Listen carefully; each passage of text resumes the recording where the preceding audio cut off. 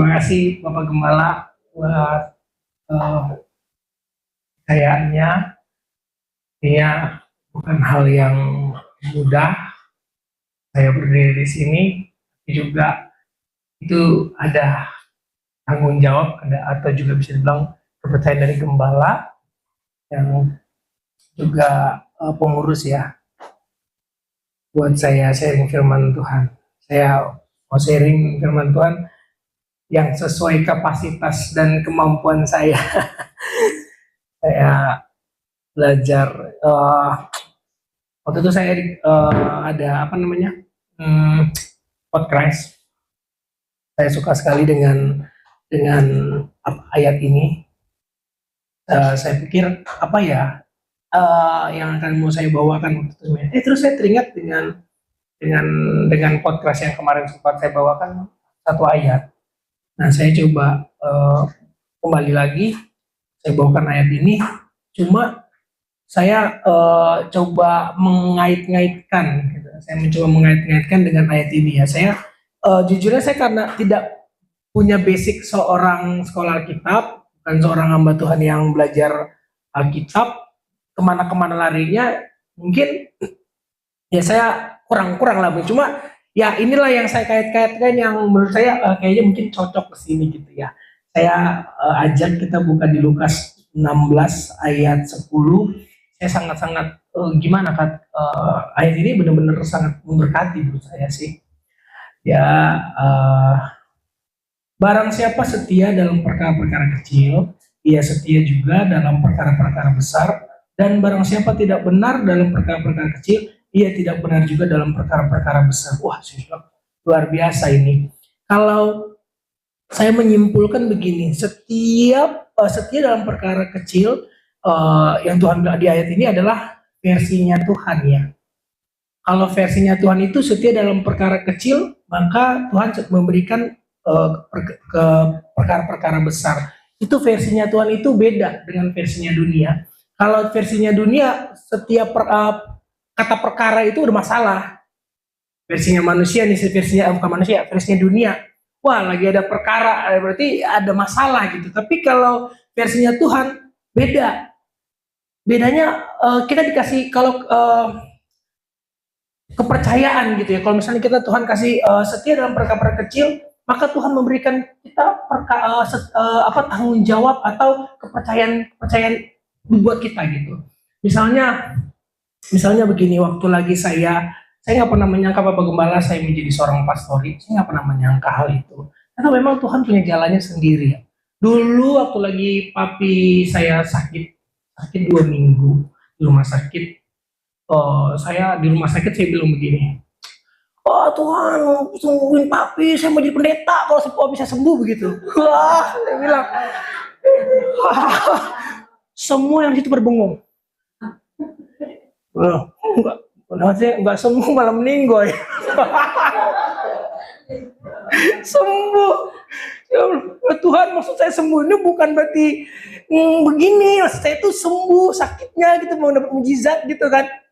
Ya, pas lagi papi saya udah dipanggil Tuhan, Tuhan Yesus sayang papi saya, sehingga lebih dahulu menjumpai pada Sang Pencipta.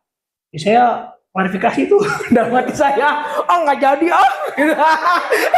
Serius dalam hati, nggak jadi papa gue nggak sembuh gitu kan, pikiran saya waktu itu begitu. Iya, waduh, ternyata Tuhan punya maksud lain. Habis dari situ tuh saya kerja Tuhan masuk lain, maksudnya Tuhan lain. Saya rupanya pacar anak gembala saya. Pacar anak pendeta, udah ngeri sedap saya tuh.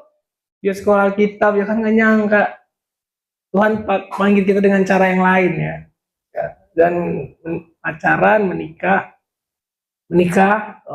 menjalani kehidupan yang normal seperti biasa.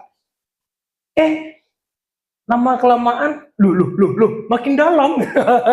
Jadi pengerja ya dari dulu walaupun istri saya saya nggak ini, tapi udah minimal itu saya udah kayak udah ada gambaran lah, kayak Tuhan tuh kayak kasih kisi-kisi gitu. Istri saya pelayanan ikut kucuk-kucuk eh, ikut melayani, ini ikut gitu.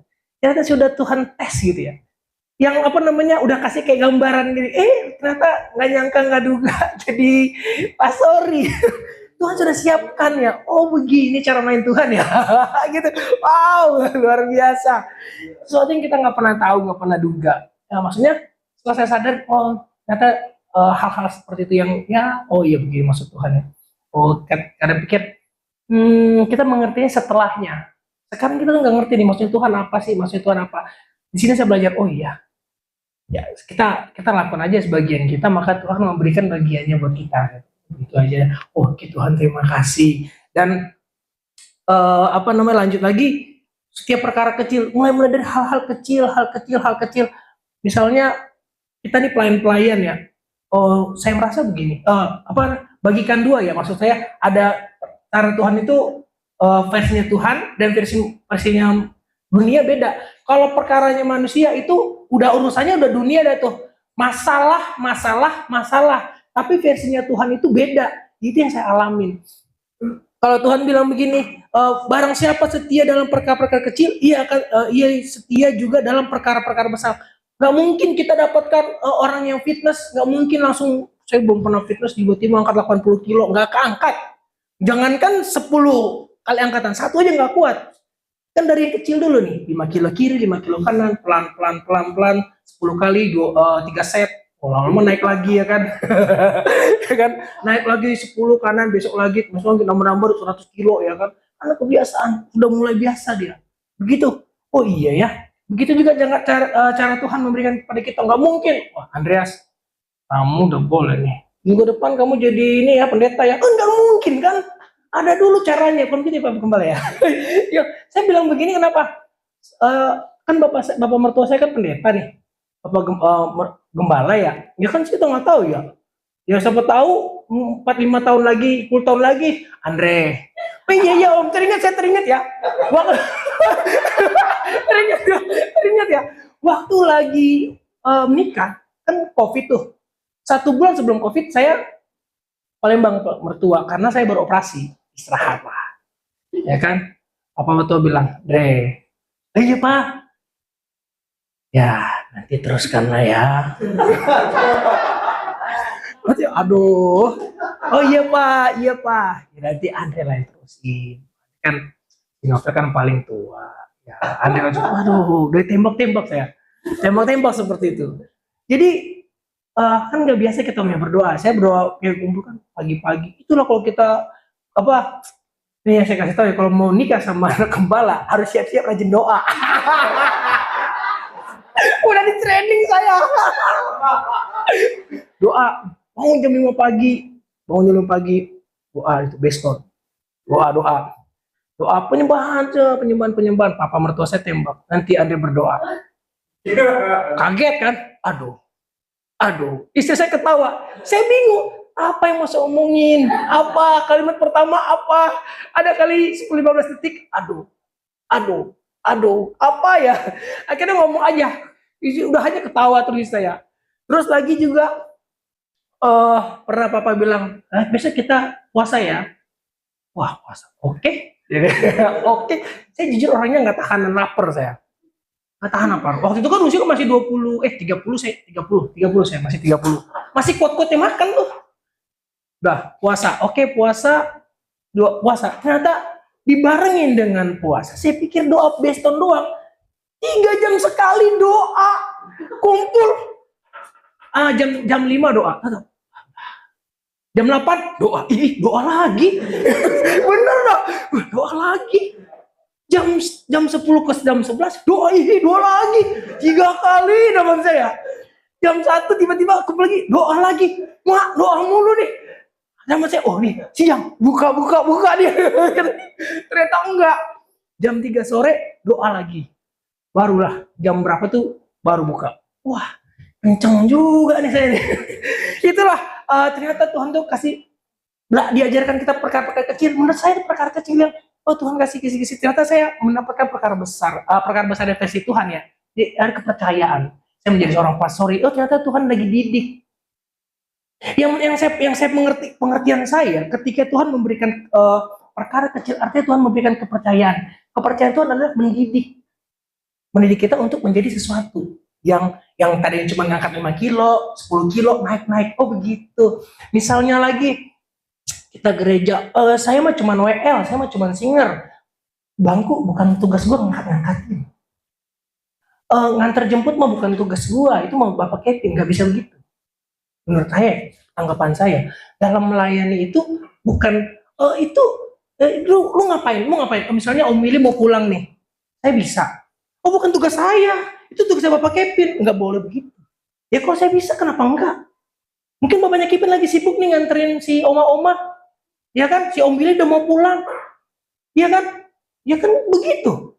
Setia dulu dalam hal-hal seperti itu, dalam pelayanan itu nggak bisa kita cut, kecuali kalau kita cuman singer, jangan soal-soal kalau misalnya belum dikasih jadwal, belum dipercayakan untuk sebagai khotbah, jangan nyodorkan diri. Pak Gembala saya mau khotbah boleh nggak? Nah, Pak Gembala punya penilaian sendiri, ya kan? Punya ngeliat kapasitasnya. Oh ya udah bisa nih khotbah nih.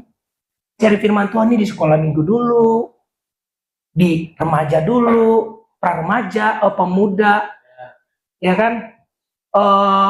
Judo, mungkin pendeta kali yang judo. Selama ini saya lihat pendeta-pendeta semua. Ya jangan Pak Gembala. Saya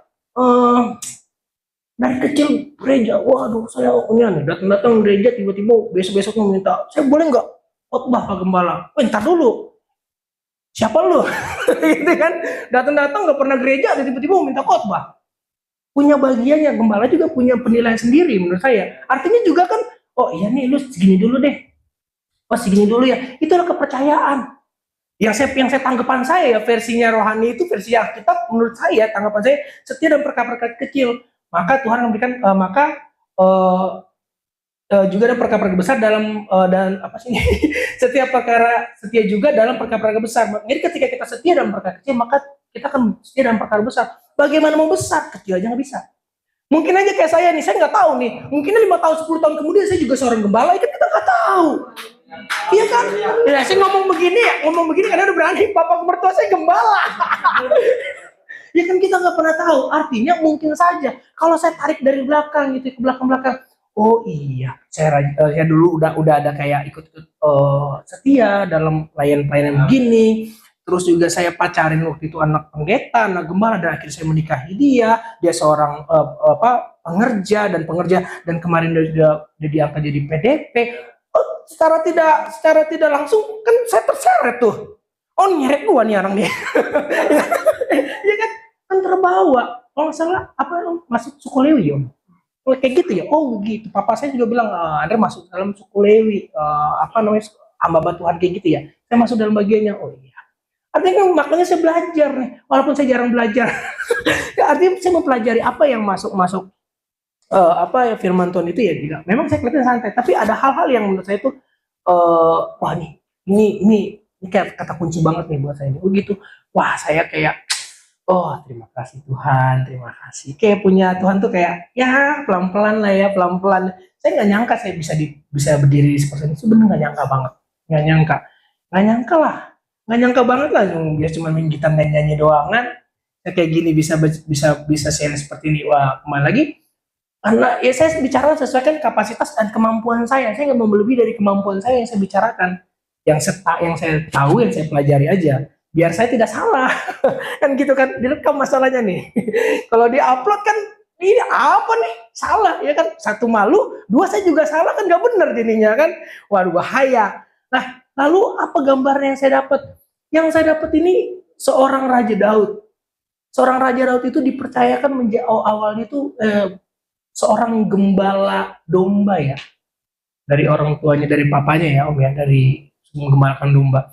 Coba dia seorang Raja Daud, seorang gembala. Emang Raja Daud tahu dia mau jadi panglima perang nanti, panglima besar nanti, seorang raja nanti? Emang tahu? Nggak tahu kali ya. Daud, iya papi ya kan gitu. Nanti umur sekian jadi raja ya. Saya rasa mungkin Raja Daud nggak tahu kali ya. Mungkin dia kisi-kisi mungkin. Kayak saya dulu, wah saya nggak nyangka saya jadi orang pastori. Mungkin nggak tahu nanti di sekolah kita Kapan saya nggak tahu, saya jadi pendeta mungkin saya nggak tahu kapan. Tapi paling nggak sudah kisi-kisi. Mungkin saya akan ke sana. Mungkin saya akan, bukan mungkin, pasti saya akan ke sana. Tapi saya belum tahu nih kapan nih. Ya mungkin Raja Daud mungkin seperti itu nih. Udah gembalain domba ya kan. Waduh, ada hal yang menurut saya menarik. Di mana Raja Daud ini yang menurut saya tuh keren banget. Saya kayak dari dulu itu apa namanya, saya ngefans banget yang namanya Raja Daud dari sekolah minggu. Kenapa? Dari apalagi saya masuk remaja, saya ngefans banget. Kenapa? Raja Daud itu memiliki dua yang saya kesukaan saya tuh. Raja Daud seorang ahli musik menurut saya ya. Dan Raja Daud itu seorang ahli bela diri. Mana ada orang yang sanggup mengalahkan hewan-hewan buas. Itu versi saya ya. Kuat banget ini orang. Memang Tuhan tolong, Tuhan ini. Tapi kan kuat banget itu pandang saya. Wah kayaknya saya seneng banget, bagian saya banget itu, gue banget gitu kan. Jadi kalau saya mau dulu kalau saksian pujian, saya mau berdoa Tuhan, saya mau seperti Raja Daud gitu, bisa menyanyi pujian Daud gitu. Jadi saya seperti dulu. Kita buka di 1 Samuel 17 ayat 34 sampai 36 ya. Ini saya mengait-ngaitkan, saya tidak mengerti bagaimana, apakah benar atau tidak, tapi saya mengaitkan untuk ke sini. Di 1 Samuel 17 ayat 34 dan 36,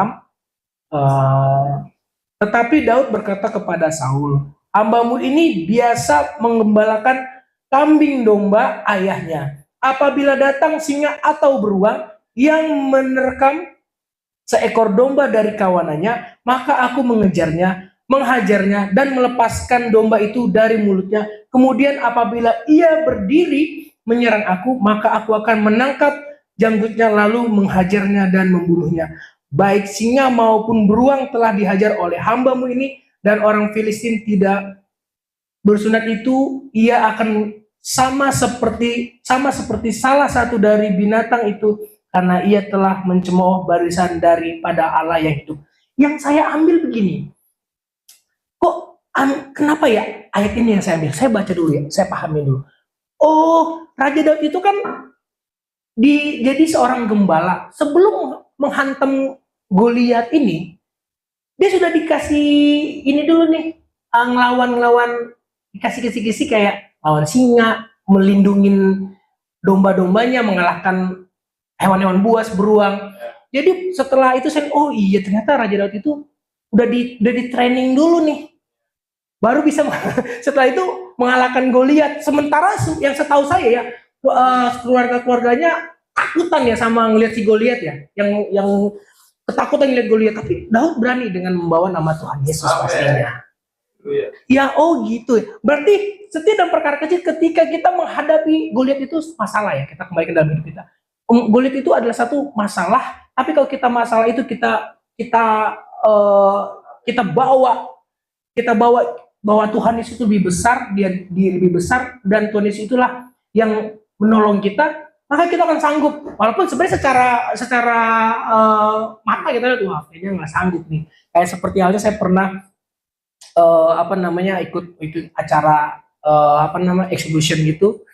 Waktu itu sih lucu juga sih. Waktu itu ikut lomba pertama kali boxing, saya minta doa. Gimana, lucu juga saya ya.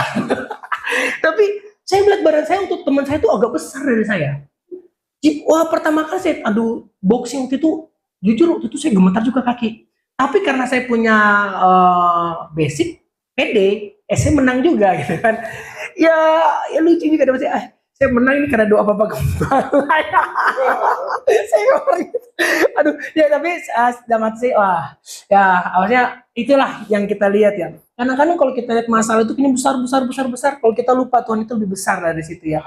Makanya setiap dalam perkara kecil, apapun yang Tuhan berikan buat kita saat ini, gue kayaknya hidup gue biasa-biasa aja nih, gue pelayan Tuhan, gue melayani Tuhan, kayaknya gue gak ada perubahan. Menurut saya enggak, kita cuman dua. Kalau kita seorang pelayan Tuhan, kita melayani Tuhan, kita gue kayaknya biasa aja. Dua orang yang nggak mengerti. Satu, dia tidak peka. Dua, dia tidak bersyukur. Kalau orang yang peka, oh iya ini pasti kayak, oh Tuhan kasih gini, oh makanya akan sesuatu. Kita peka, oh maksudnya Tuhan nih. Kalau kita orang pelayan Tuhan, kita peka gitu. Ini caranya Tuhan nih, beda sama caranya manusia. Kita harus peka. Jangan dikit, waduh. Saya waktu lagi jadi sebelum jadi pastor dan dan jadi pastor, saya juga bingung. Bagaimana ini? Gimana ini? Tapi saya jujur ya, ini saya ngomong baru sekarang nih, waktu lagi masih di sana Pak Gembala yang di kelas A, standby, saya standby, siap Om. Waktu saya kan nggak tahu mau ngapain kan, saya siap, saya dengar, siap Om, saya siap. Saya lakukan ini, ada ini, oke, siap. Ternyata pelan, saya bilang, waduh, ada sesuatu Tuhan, puji Tuhan. Apa yang saya rasakan, Tuhan kasih, waduh, luar biasa. Saya nggak bisa ungkapkan kayak itu, tapi saya merasakan sendiri caranya Tuhan. Oh begini Tuhan caranya Tuhan begini buat saya. Saya yakin buat teman-teman sekalian juga pasti merasakan yang sama. Pasti. Cuma aja kita belum peka. Emang sih pekanya juga belakangan, saya juga peka. Pekanya ini bukan bahasa Medan ya. Bahasa Medan pekanya budak. Beda ya. Pasti ya Tuhan kasihkan sesuatu yang membuat kita semua. Saya juga nggak nyangka istri saya didoakan jadi PDP ya. Wah, istri saya juga nggak nyangka tuh. Tapi memang kembali lagi setia dalam perkara kecil. Tadi kan maka kita di setiap perkara besar, maka kita akan sanggup kasih naikkan level.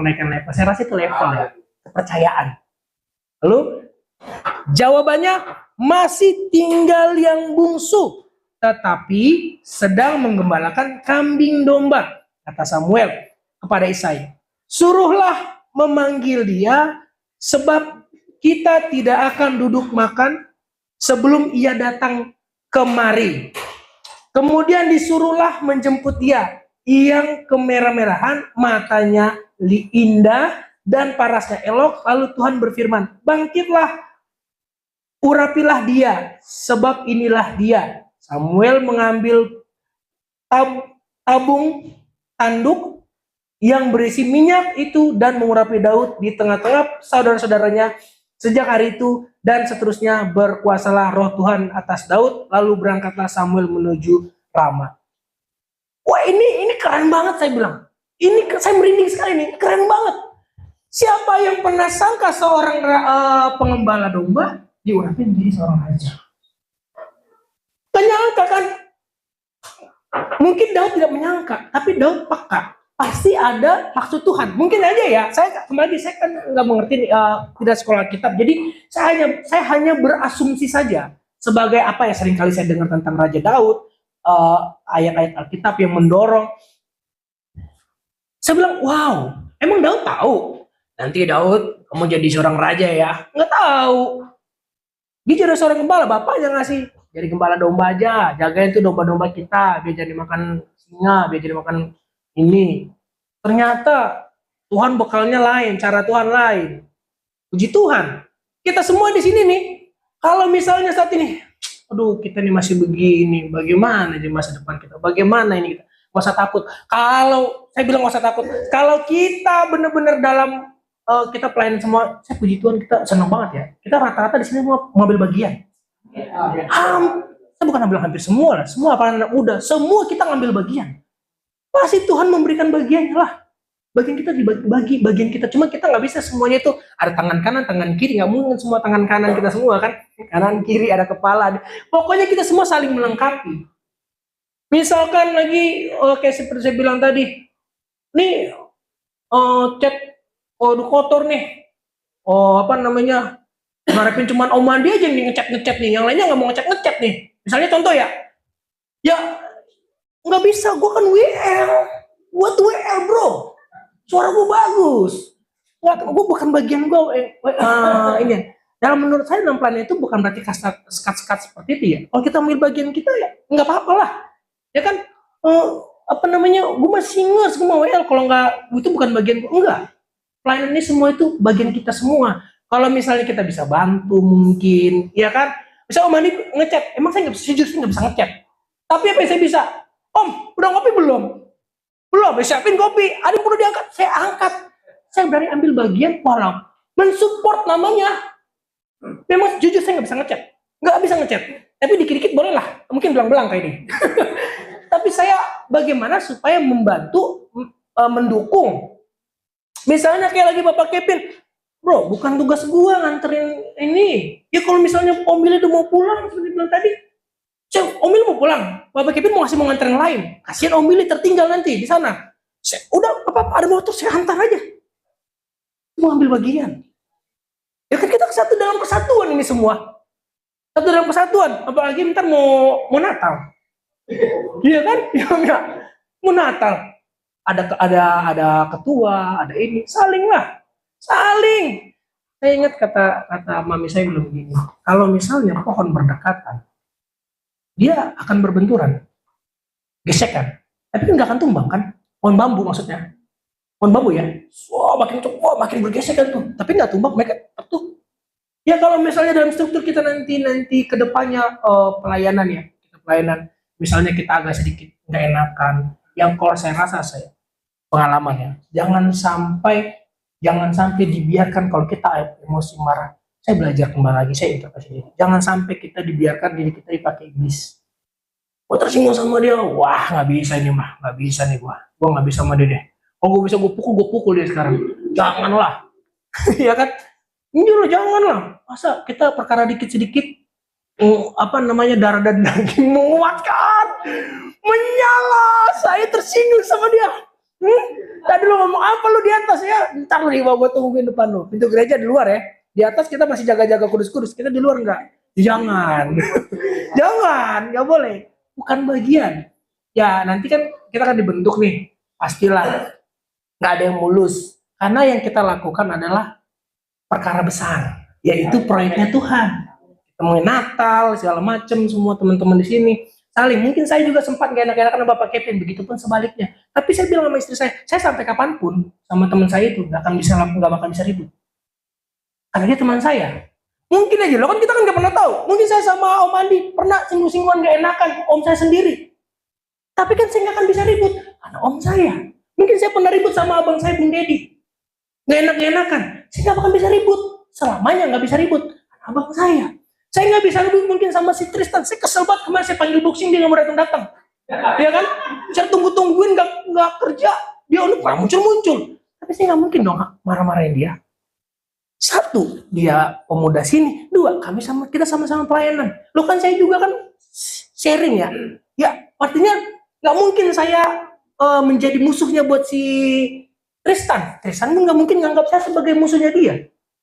Kan begitu. Mungkin saya sama si Prosa nggak senengan, kesenggol tadi kan. Wah lu senggol gua lu. Ya kan? Mungkin aja nggak sengaja, sorry gua tadi ngantuk ya. Ya kan kita kan nggak tahu apa kayak saya jadi musuh sama kita. Kan enggak. Ya kan begitu ya. Makanya sebelum jadi ngantuk saya. Jadi sebelum kita lanjut ke situ, kita harus juga belajar saya untuk menahan diri. Apapun itu untuk menahan diri. Kalau misalnya ada yang enakan ya ucapin aja, tapi untuk lebih menahan diri. Supaya apa? Yang kita lakukan itu untuk Tuhan. Kalau di gereja, kita pelayanan ini nih, kita melakukan ini untuk Tuhan langsung. Dalam pelayanan itu versi 2 ya. Lalu yang kedua, setelah pulang gereja, kita melakukan yang kita praktek. Kita praktek yang setelah kita udah dengar firman, udah pelayanan, baru kita praktek di luar. Jadi kayak gitu, ke semalam saya pulang bawa motor, saya dimaki-maki sama orang. Saya dimaki-maki, dia belok ke kiri, saya maju, mobil, dia mau klakson, saya maju dikit, dia nggak bisa belok. Dia maki-maki saya, untung saya pakai headset. Saya tahu dia maki-maki saya. Jadi saya belajar, oh iya ya, kalau orang maki-maki kita pakai headset aja. Begitu kok orang mau ngomongin, anggaplah kita pakai headset, anggaplah kita nggak dengar. Dia mau udah marah saya tuh, dia buka kacanya, udah mati saya kalau kemarin ya ampun, untung saya nggak denger. Kalau saya ajar bisa aja, cuma saya nggak mau hal-hal itu. Banyak hal yang nggak akan saya mau lakukan di jalan. Pertama, saya punya anak istri. Dua, saya pelayanan. Kalau saya apa-apain dia terjadi sesuatu dan orang gereja pula. Iya kan, pernah terjadi. Abang saya ribut, pak, gua, terakhir bahasa Ambon mereka dua. Wih, alis apa? Beta papilaya. Wah, beta juga papilaya. Makan tuh. Tanya. Opanya dia sama opanya dia kakak beradik persis. Bagaimana tuh? Makanya saya ngeri sekali di jalan-jalan. Bukannya apa ya? Ya karena kita pelayanan. Kemarin saya terbuka pikiran saya, terbuka kepala saya ini. Dulu tante, saya pakai kaum salib gede. Saya bangga, jalan. Ambon, dulu ya. Saya enggol, patah. Saya maju kaki naik di kepala. Dulu, bangga banget saya. Kata saya, aduh, saya ingat malunya saya. Malu. Kenapa saya malu? Ada 3 salib di sana. Yang mana kita? Saya bukan yang ini. Enggak ya lu, salib-salib lu sebelahnya sebelahnya yang mana? Waduh itu tuh. Waduh. Sekarang saya udah nggak pakai sarung salib. Bukannya apa? Pertama saya udah nggak. Dulu saya beli sarung salib pakai, lalu saya jual. Sekarang udah nggak. Dulu jual om. Saya beli di Kota Tua. Kan orang Ambon kan banyak tuh. Jualin. Berapa Bung? 80 ya. Saya beli 60. Saya beli 1 lusin. Saya beli kalikan 20 kali 1 lusin 12, lumayan kan dulu. Saya pakai kan. Bung, mana woi? Besi putih Bung. Ya. Orang Ambon dapat besi putih. Bagaimana dia cari tahu? Oh, rambut nih kasih rokok dia. Oh, yang putus sih. Oh, berarti besi putih nih katanya. Rokok lah ya. Ini saya nggak ikut, ngerokoknya saya nggak ikut. Jual kalung salib aja saya. Jual kalung salib bukan jual salib. Ya, beda dong. Saya nggak mau sampai kapanpun. Papi saya pernah bilang begini. Satu Jakarta ini pun kalau dikasih papi untuk jual Tuhan tidak pernah mau. Waduh, itu pegangan saya tuh. Bapak saya kan superhero saya. Pokoknya apapun itu belajar.